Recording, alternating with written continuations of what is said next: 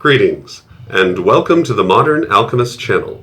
I'm Aubrey Forrest, the Modern Alchemist, and this program is brought to you thanks to the generous contributions of the friends and members of the Modern Alchemist channel on Patreon. Your patronage is greatly appreciated. Andy writes and says, "Hi Aubrey, I have a quick question for you if you have a moment. I'm working on some artwork and am stuck, kind of putting together a seed of life and associated elements and whatnot, and okay, here's where I am stuck. Air, yellow, is associated with mercury, fire, red, is associated with sulfur, water, blue, associated with salt. So what is earth, green associated with? I would snap a pic to show you what I'm trying to do, but I can't do that on this platform. Thank you, Andy." All right, Andy, I have the answer to your question. And in fact, the nature of your question will yield itself to a great opportunity to instruct and inform not just you, but everyone else, because what you've encountered is very common for those who are newly applying themselves to symbolism and the esoteric. So are you ready? I'm totally ready for this. Let's begin. Shall we begin?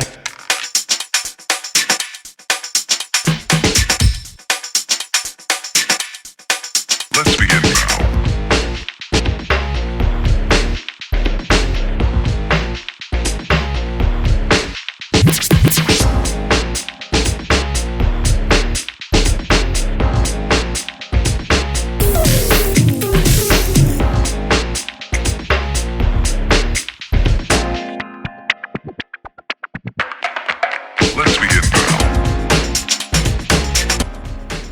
To begin our discussion about elements and colors and correspondences, it's really important to discuss what the word symbol means, for a number of reasons, but not the least of which, the meaning of this word is going to become an overarching principle in everything that we discuss hereafter.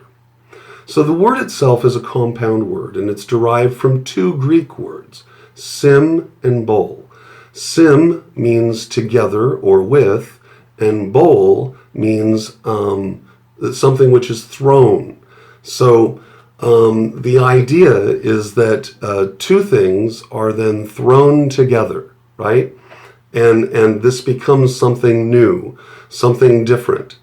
It is not incidental then that the musical instrument, symbol, pronounced exactly the same. Here's an example. Symbol. Symbol. Is also an instrument wherein two things are brought together, and for a moment you have a sound which has a beginning, a middle, and a conclusion. And if you've ever watched a musician play the cymbals, you'll notice that they do this toroidal motion with their hands, sort of like a butterfly. These cymbals are going to meet in the center.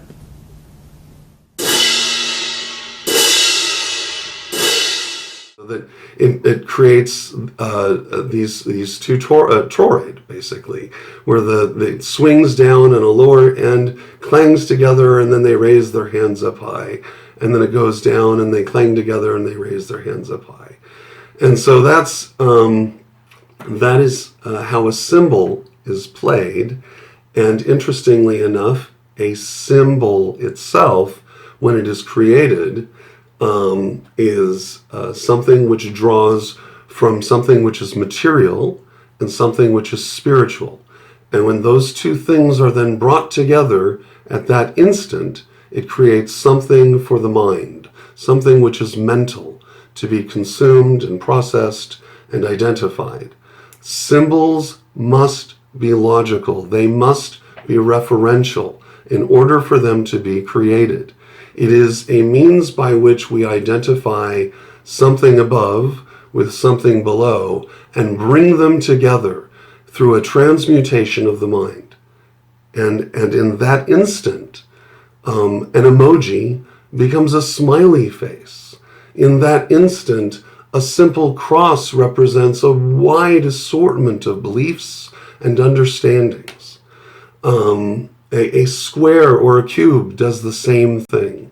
And so by appreciating that some physical element can have a spiritual composition which the mind then creates and identifies as being meaningful is very important. I say this because by understanding this, you'll be able to see the logic from where we draw the symbols that we're going to discuss today.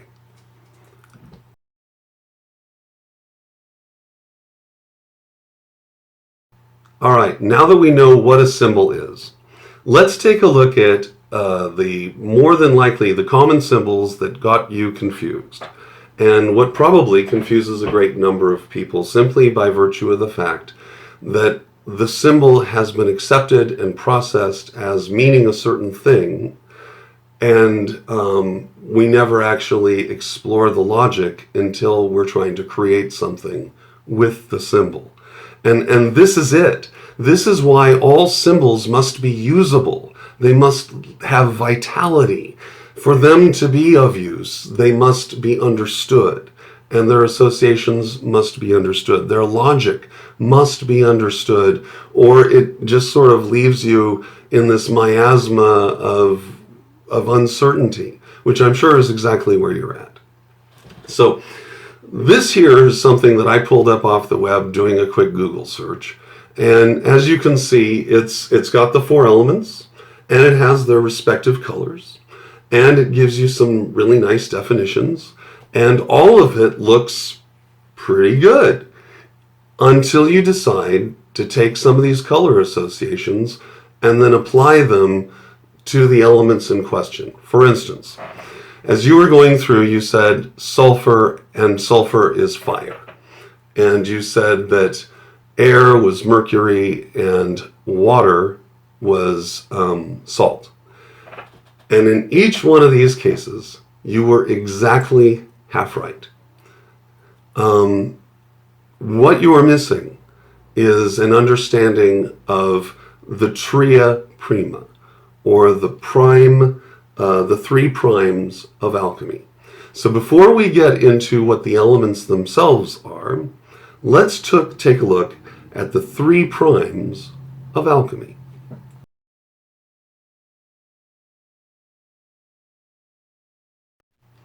All right, so what we have in front of us right now are the Tria Prima, or the three prime elements of alchemy. I'm going to go ahead and give you the correspondences for these first, before we kind of link it all together and give you the deeper meaning of it all. The reason for this is that way then we have a language wherewith to express what this meaning is. And you will see as we begin our discussion how the Tria Prima are in and of themselves representative of the action of symbolism, as in the clashing together of 2 points into the center to create something. So let's begin. The alchemy element that each of these are associated with, and this is in fact where the initial point of your confusion was, is what element ties to which one of these elements. And more importantly, we need to understand why those elements associate with these elements in particular.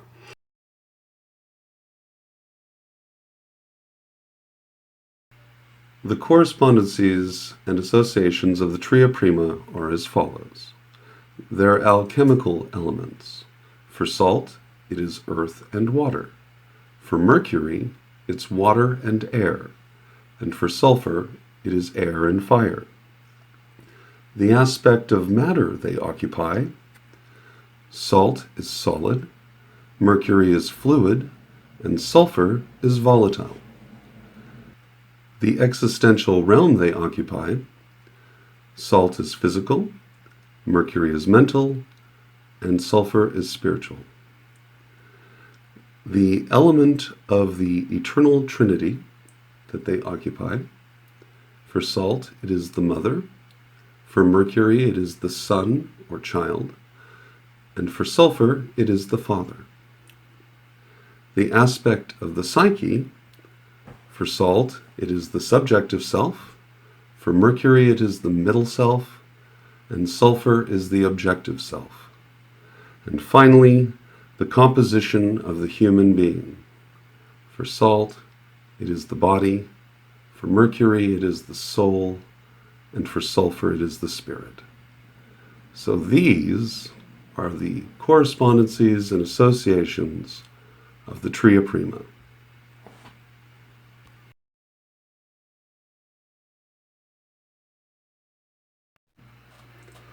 Before we begin our discussion of the Tria Prima and its association with the primary colors of the electromagnetic spectrum, it would be very fruitful for us to first take a moment and discuss the Tria Prima in association with its elemental expression, the principle of mentalism and the principle of gender. By doing this, we'll have a much clearer understanding of what the Tria Prima represents in terms of the unfolding of the universe itself into consciousness. Specifically, what I'm talking about is this. As you understand, the element or the aspect that exists prior to the Tria Prima unfolding is the prima materia, which is the prime matter. It is the universal everything all mushed together.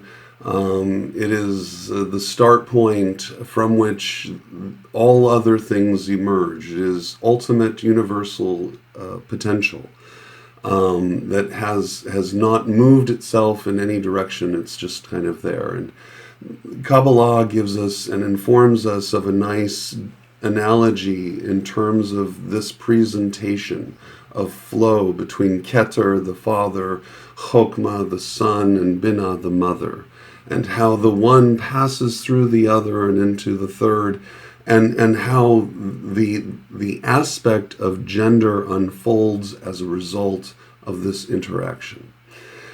By understanding the principle of gender as a function of universal expression, you will then be able to look upon mentalism with entirely new eyes, because ultimately when you consider mentalism, you are considering electromagnetism, which is the means through which the mental universe is expressed in all things and in all ways.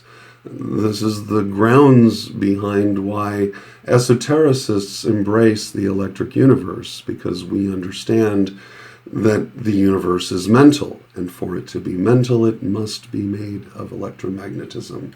For what is thought but electromagnetism?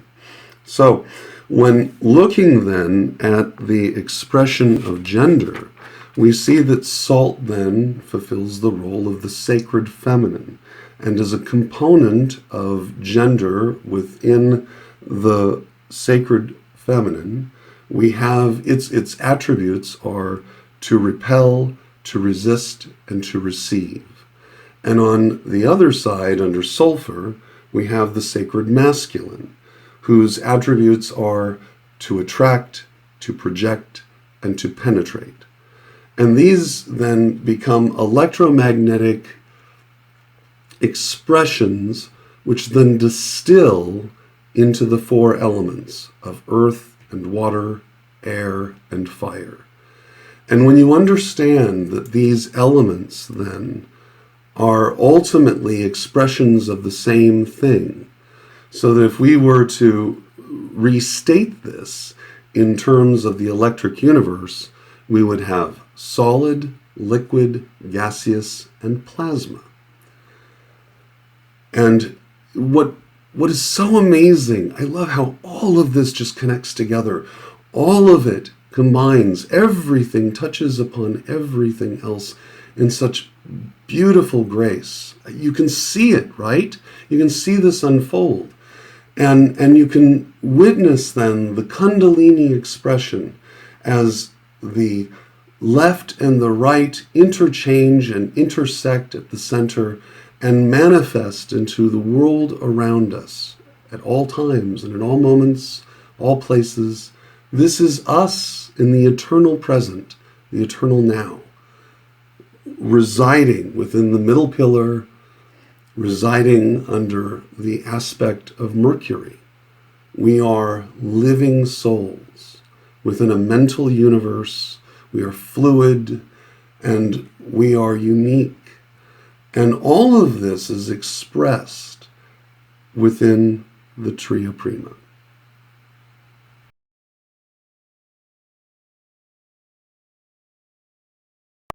All right, so now that we've established for ourselves some of the correspondencies and associations of the Tria Prima, and now we've taken a moment to look at the Tria Prima in terms of its elemental manifestation or presentation and how that relates to mentalism and gender, now we can have a meaningful discussion of the Tria Prima relative to the primary colors of the visual spectrum and to the esoteric concepts of frequency, also known as rhythm, and vibration.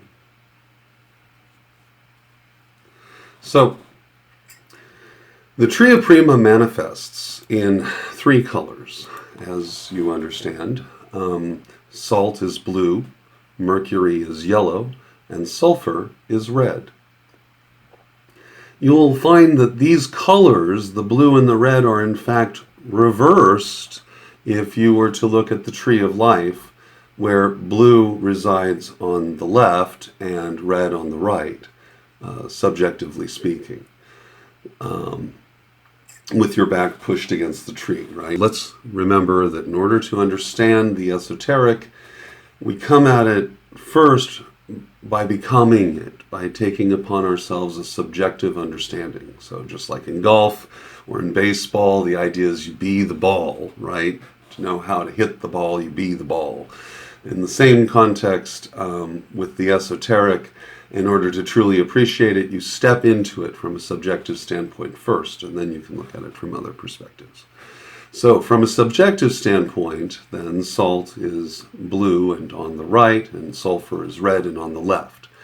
In Latin, this becomes of some significance because the left in Latin is sinister and right is dexter. So, and of course the idea is if someone's a dexter, they are someone who does a Dudley do-right. They do things correctly all the time. And if someone is sinister, they're dark and menacing and dangerous. Not surprisingly, we have a Star Wars analogy in play here, and I will explain how all of this works together. But in terms of Star Wars, then, the Sith use a red lightsaber, and the Sith are considered sinister. And the Jedi often are seen using a blue lightsaber, and the blue lightsaber is a symbol of righteousness, right? Righteousness being on the right. So this positionality relative to Kabbalah and understanding that it is reversed in Kabbalah, so Gebura is on the right and it is red, and Chesed is on the left and it is blue, recognizing that the tree of life is a static pose. In other words, the tree of life is showing you the universe at rest. And so the positionality and the colorization of where things are on the tree is showing you things at rest. When things are active, then they reverse position. Very much like, as I've illustrated in the past, when a pharaoh has his arms crossed at his chest, then his left hand is on his right shoulder and his right hand is on his left shoulder. And so those hands carry with them the identifiers or the meaning, so that the left hand is dark, just as the pillar of severity is black, and the right hand is white, just as the pillar of mercy is white. And so when the universe steps into play and becomes active, then what you see is an exchange of those positions so that the blue is on the right and the red is on the left. And that's why the Sith use and are considered sinister, and they rely upon red energy, and the Jedi are true blue, right? And often, obviously, they use a assortment of colors, but we're not going to get there. Typically, you see, like, Anakin and Obi-Wan, they use the blue lightsaber, and so this is indicative of a particular virtue, right? We are going to get to why these things are virtuous. Why, in fact, these colors have resonance in human consciousness. But first, it's really nice to just kind of take a look at them from something which is analogous to an experience that every human on the planet probably has seen, and that's Star Wars and lightsabers. So let's take a look at this point at the colors of the visual spectrum. So what we have here is just a regular color wheel. You can Google one of these, download one of these images online.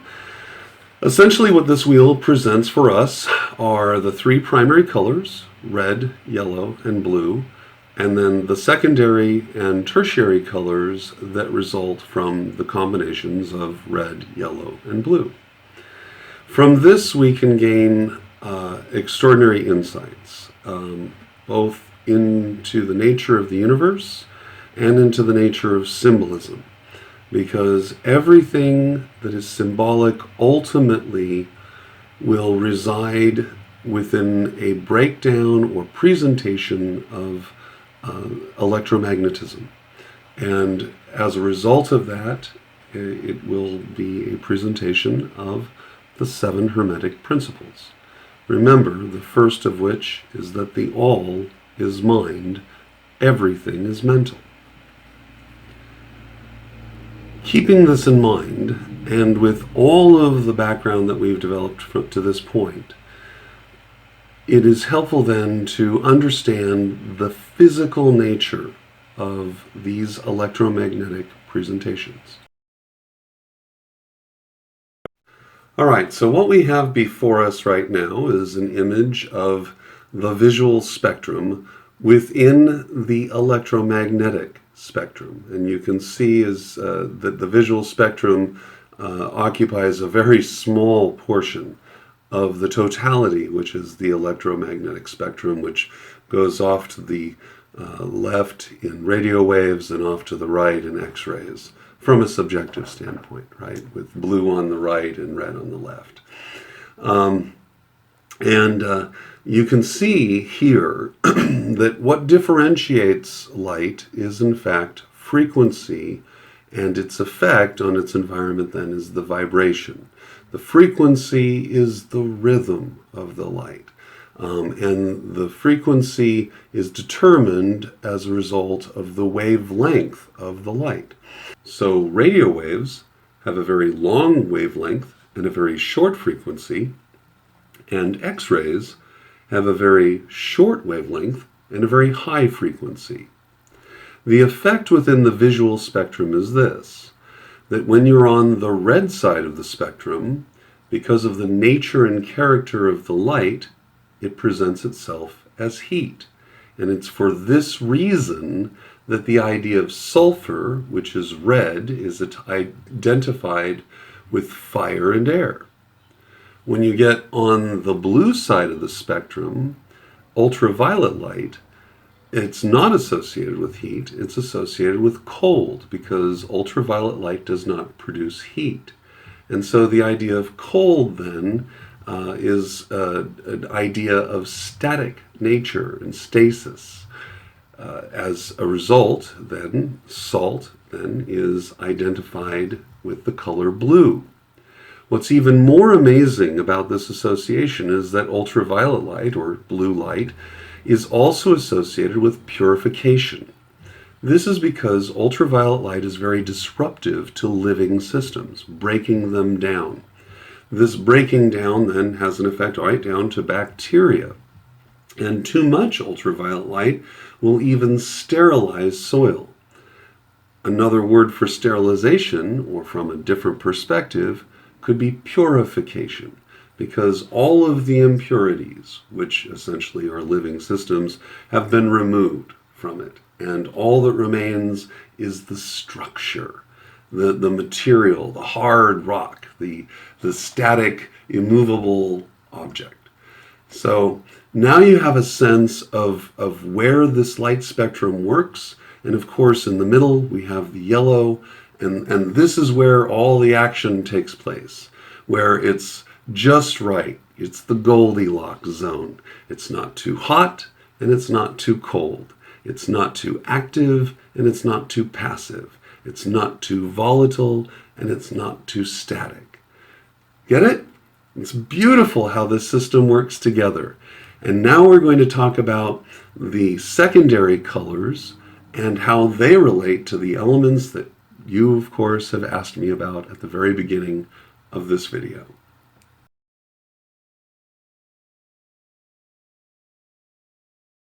All right, so here we are back at the color wheel. Let's identify what primary colors are one more time, and then what secondary and tertiary colors are. The primary colors are red, yellow, and blue. The secondary colors are combinations of red, yellow, and blue. So the secondary color orange is produced by combining red and yellow. The secondary color green is produced by combining blue and yellow. And the secondary color violet is produced by combining red and blue. Tertiary colors are produced when a primary color and a secondary color are combined. So yellow-green is the combination of yellow and green. Blue-green is the combination of blue and green. Blue-violet is the combination of violet and blue. Red-violet is the combination of red and violet. And orange-red is the combination of red and orange. Pretty intuitive, right? Okay, so let's take a look then at the chart that we started with at the very beginning. The symbols for the elements and their colors. And let's see now, after all of our discussion, if this particular image is not only making sense, but is in fact a beautiful description. So here we are, right back where we started, with the image of symbols and colors of the four elements. But now we understand that the elements of fire, air, and water have inherited their colors from their respective progenitors of sulfur, mercury, and salt. The question, of course, is what's the deal with Earth? And why is it green? Well, this can be resolved from a number of different perspectives. The first thing we can look at is simply what is generated from the union of water and air. If you understand plant biology, you will understand that in order to sustain or grow most plants, you can actually grow them hydroponically. You don't necessarily have to grow a plant in dirt, which would be considered the earth. So as a result, the plant can then grow with air and water. It is through the air that the carbon which builds the plant is supplied. The fire to the system is the light, which is ambient and coming down from the sun. The plant itself, of course, then grows green, and this green color is intuited as representative of the earth and growth and life. And this brings us back to this fascinating idea of green and electromagnetism, because it is unique in many ways in its application. Within the chakra system, green is at the very center. It is at the heart, which means it is the transition point through which the cosmos functions. Green, in my discussion on magic and electromagnetism, is fel magic. It is the color of fel magic. And as you remember, green is that essence which draws from one thing and sustains itself and then gives to another thing. And so the transition of drawing from one source and supplying to another causes a diminishment of the original source. Something is lost in the transition of producing something else. This is, in fact, exactly the function of the earth, where things are housed, things are born, things live and thrive, things die and perish, and things are regenerated. This is the color of green. This is the color of the earth. This is the color of fell magic. And this then gives you the answer to your question about where green comes from in relationship to the four elements. You can see then that this image also supplies you with additional descriptives which flank each of the elements and help you get a sense, a literal feel for what each of those elements are about. So a description of the earth is cool and dry. A description of water is cool and moist. Fire is dry and warm. And air is moist and warm. And of course, those combinations remind you of the Tria Prima. I hope that this has answered your question, and I hope that it's broadened the idea for you of how important symbolism is and what symbolism is about. That just like the Tria Prima, symbolism draws two ideas, one which is material and one which is spiritual, and brings them together in an instant within your mind, solidifying for you something which can unify those two worlds within yourself, within your mind, within your heart, within your soul, so that you can articulate your experience as a person, as an alchemist, as a magician, as a creator, so that you can enjoy the language, the art, and the science that is alchemy. I'm Aubrey Forrest, the modern alchemist. I'll be talking to you soon.